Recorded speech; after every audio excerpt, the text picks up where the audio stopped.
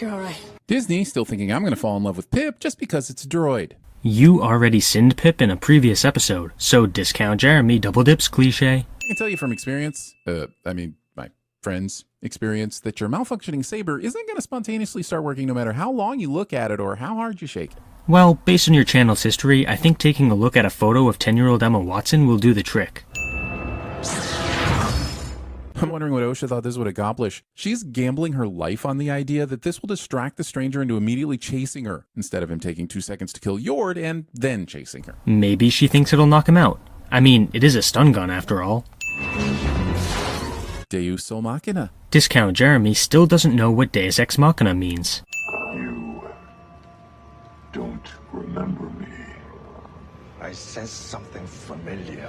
If the helmet is blocking everything, I'm wondering what Soul is sensing. Can Jedi, recognize a kidney that they've met before? The helmet doesn't prevent Soul from sensing something vague, it prevents him from sensing anything in detail. It's sort of like a distortion effect. Having force powers, but choosing to deploy what we in the industry call a flying Shatner. I do love it when Wars steals from Trek. Discount Jeremy makes a pop culture ref. Wait, why is May fighting? Wasn't May's new plan to surrender herself to the Jedi once she realized Osha was alive? Okay, Jecki came in hot, but isn't this exactly what May wanted at the end of the last episode? Like you said, Jecki came in hot. When someone attacks you, your survival instincts kick in. For the body shot here, which is blocked by Jecki. Luckily, Jecki immediately throws away the shield, which gave May the perfect opportunity to not throw another dagger at Jecki's unprotected torso, and instead throw it at this console so all the sparks can blind her for half a second. I don't know what anyone is thinking here. A good sin? Damn, that's unusual, but I'll take it. Show your face. And let you read my thoughts. No. Once upon a time, Disney bought Star Wars and Marvel, and the result is that the characters now think they're free to borrow from any franchise they like, such as telepathy blocking helmets. Also, and this applies to Magneto, how does this helmet block telepathy from, well, the bottom up? I mean, it isn't creating a perfect seal around the brain, so why don't some of the thoughts leak out through the neck? Discount Jeremy makes a pop culture. Also, the helmet isolates the user in the Force. We're dealing with literal magic here, dude. It's into your head, and he stays there. Show confirms that the stranger's helmet conveniently works like a one-way mirror that you see in interrogation rooms. Apparently, the stranger can push his will outwards, but nothing can come back in. Actually, I guess a sphincter would probably be a better analogy. Yeah. This helmet is a mental force sphincter. So, cringeworthy joke aside, why is this a sin? What's the issue? You just called it convenient but didn't provide any reasoning for that assessment. I can't just accept your claims unless you back them up. Staring at your broken saber so long that you completely lose track of your enemy. Look, I hate that Jecki is eventually killed, and I'm not saying she had it coming. But if she did have it coming, she wouldn't have been observant enough to notice it. Victim blaming. Is CinemaSins owned by the Daily Wire? Hold up. That thing stood up to a direct lightsaber strike, but 2 elbow smacks to the head broke it? Were those force elbow smacks? Man, I bet hitting your force funny bone sucks. This is another good sin. Lightsaber blades have no effect on the helmet, but the hilt of a lightsaber does? Come on, man. The mini lightsaber is pretty cool, but it is so heartbreaking to see these 3 holes in Jecki. No. It's not because I actually care. It's because I know 2 of these holes are just there because Sabine and Reva survived a single skewering, and the show knows I'd send anything less than 3 stabs resulting in death. Well done, Ahsoka and Obi-Wan Kenobi. You've now ruined every single hole lightsaber impaling for the entire franchise. Sinning 2 other shows when you're supposed to be sinning this show. She was a child.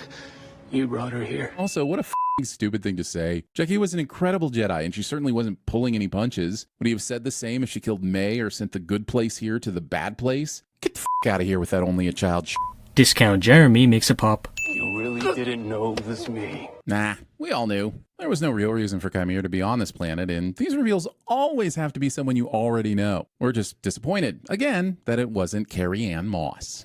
Discount Jeremy double dips cliche. But a Jedi like you might call me Sith. Hate to keep using the prequel trilogy as a reference guide, believe me, I honestly do, but... Impossible.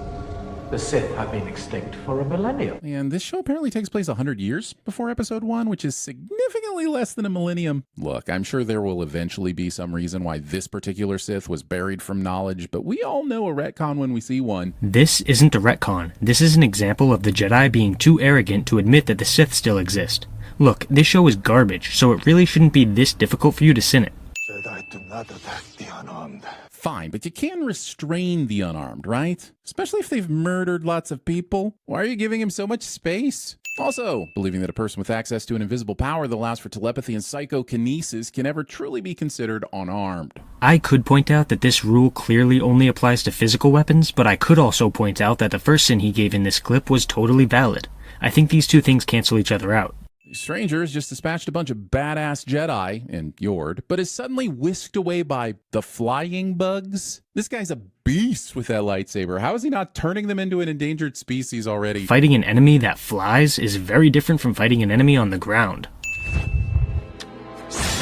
Soul is such a badass and I love him, which is why it's so infuriating when he doesn't see shit like this coming. Okay, maybe he's distracted or not in tune with the Force right now, but that's never made clear. It's literally being made clear right now by the fact that Soul doesn't see this coming. How can you complain about not seeing evidence for a thing when the evidence for the thing is literally happening on screen? Jedi got what they deserved. I could see you making that argument for Soul or Kelnaka, but can you really say every single Jedi who died tonight deserved it? Jackie and Yord had nothing to do with your home being destroyed. They weren't even Jedi at the time. Did they deserve to die solely for the crime of being Type A? Discount Jeremy doesn't understand the concept of prejudice. What are you doing? What I came here to do. Arrest you. With what, a shoulder lock? Osha does realize May is much better at, well, everything, right? Is Osha really going to subdue her with her low-key, low-G repair skills? Osha thinking that she can succeed is not a mistake of the episode, it's a mistake of the character within the episode. Who? Your sister. We're gonna find out some shit about May and Osha being technically the same person, but how in the name of the Olsen twins does Soul not sense something is up here? I mean, why does the stranger bother with a helmet if it's this easy to trick a Jedi? May and Osha are essentially the same person, like you said, but then you try to deflect by pretending that this is an easy way to trick a Jedi. Let me ask you something, bud. How easy do you think it is to create people from the Force, especially considering that this has only ever happened once with May and Osha?